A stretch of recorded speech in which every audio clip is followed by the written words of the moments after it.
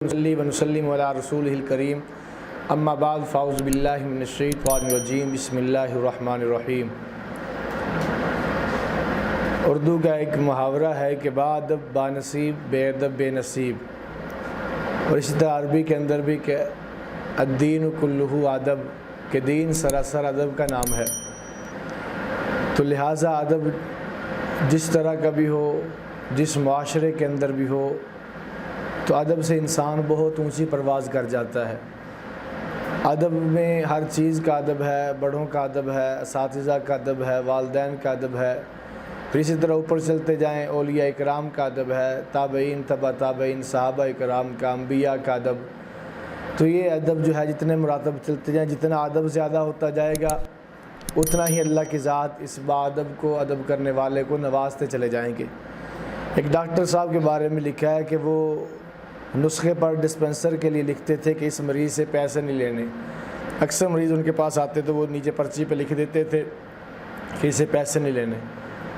تو اس طرح ان کا معمول تھا، اکثر جو ہے کسی مریض کو چھوڑ دیتے تھے، کسی سے لے لیتے تھے۔ تو ان سے پوچھا گیا کہ آپ اس طرح کیوں کرتے ہیں، بعض لوگوں سے پیسے کیوں نہیں لیتے، حالانکہ وہ آپ کو جانتے بھی نہیں ہیں، آپ کے تعلق والے بھی نہیں ہیں، آپ ان سے پیسے کیوں نہیں لیتے؟ تو انہوں نے کہا کہ میں ابو بکر، عمر، عثمان، علی، خدیجہ، عائشہ اور فاطمہ، ان ناموں کا اگر کوئی میرے پاس مریض آ جائے تو میں ان سے پیسے نہیں لیتا۔ خلفائے راشدین کا، امہات المؤمنین کا، اور اسی طرح ان کا حیا حضور علیہ السلام کی بیٹیوں کے نام پر کوئی آ جائے، نام جس کا نام جو حضور کی بیٹیوں کے نام پر ہو، یا خلفائے راشدین کے نام پر ہو، یا حضور کی امہات المؤمنین کے نام پر ہو، تو ان سے پیسے لیتے ہوئے مجھے حیا آتی ہے۔ تو لہٰذا یہ بھی ادب کا طریقہ ہے۔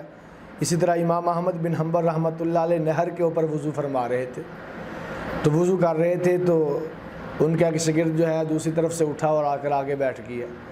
تو کسی نے اس سے پوچھا کہ تو وہاں وضو کر رہا تھا، یہاں آ کے کیوں بیٹھ گیا؟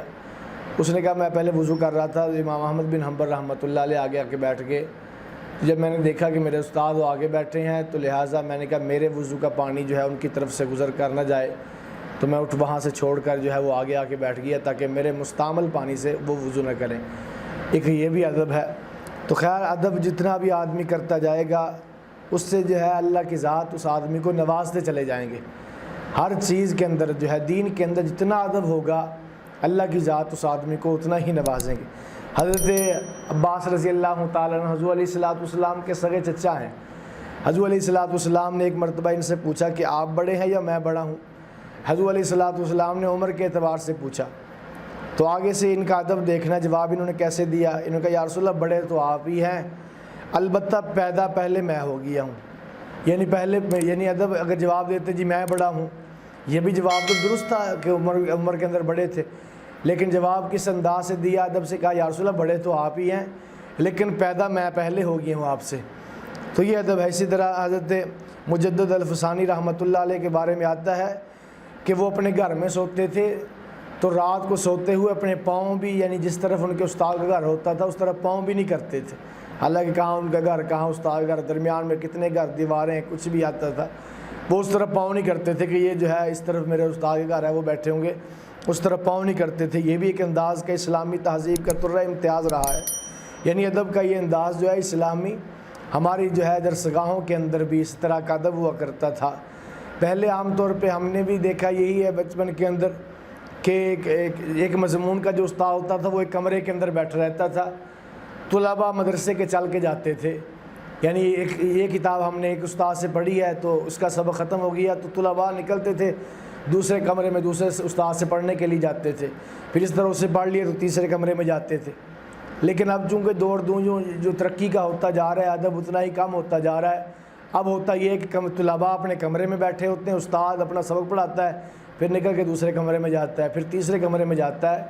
تو لہٰذا یہ ایک جو ہے طلب کی چیز نہیں ہے۔ طلب تو پڑھنے والوں کے اندر ہونی چاہیے، وہ چل کے جائیں، نہ یہ کہ پڑھانے والا چل کے ان کے پاس آئے۔ کیونکہ حضرت عبداللہ ابن عباس رضی اللہ تعالیٰ عنہ کے بارے میں آتا ہے کہ حضرت عبداللہ ابن عباس رضی اللہ تعالیٰ عنہ اگر کسی سے کوئی حدیث لینی ہوتی تھی تو وہ اس کے دروازے پہ چل کے جا کے بیٹھ جاتے تھے، اس کا دروازہ کھٹکایا نہیں کرتے تھے، بیٹھے رہتے تھے۔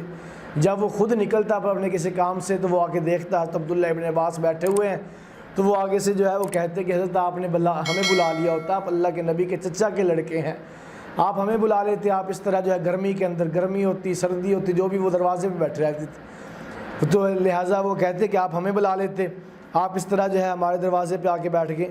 تو وہ آگے سے وہ کہتے کہ علم میں نے حاصل کرنا ہے، تو لہٰذا میرا یہ جو ضمیر گوارا نہیں کرتا کہ میں جو ہے دروازہ کھٹکاؤں یا میں آپ کو بلاؤں، آپ سے حدیث سیکھوں، جب طلب میں نے سیکھنی ہے تو میرا ہی حق بنتا ہے کہ میں ہی آپ کے پاس چل کے جاؤں۔ تو یہ بات کرنے کا مقصد یہ ہے کہ جتنا ادب بڑھتا چلا جائے گا اتنا ہی اللہ کی ذات اس آدمی کو نوازتے چلے جائیں گے۔ ایک آدمی بڑا ہے، ایک آدمی چھوٹا ہے، اگر چھوٹا آدمی جو ہے یا بڑا آدمی ادب کر لے گا، بڑے استاد اگر سے چھوٹا ہے تو وہ ادب کر لے گا، وہ چھوٹا تو نہیں ہو جائے گا، لیکن ادب کی وجہ سے اللہ اس کو نواز دیں گے۔ آج یہ ادب کے طریقے ہمارے رواجوں سے نکلے ہیں، ہمارے گھروں سے نکلے، دینی اداروں سے نکلا، ادب نکلتا گیا، استاد کا ادب گیا، پھر اسی طرح چلتے چلتے تابعین، اولیاء اکرام کا ادب گیا، تبع تابعین کا گیا، صحابہ کا گیا، حتیٰ کہ اب انبیاء کی طرف لوگ انگلیاں اٹھانے شروع ہو گئے۔ اگر یہ دروازے ادب کے جو ہے دروازے اسی طرح رہتے، ان دروازوں کو کھولا نہ جاتا، تو پھر جو ہے پھر یہ ساری چیزیں ساری جو ہے یہ لوگ جو ہے یہ سارے کے سارے محفوظ ہو جاتے۔ تو لہٰذا ہمیں چاہیے جتنا ہو سکے ادب کریں، زندگی باادب بن کے گزارو۔ فرمایا سب کچھ اپنا دین کو دے دو گے تب دین جا کے تمہیں کچھ نہ کچھ اپنا دے گا۔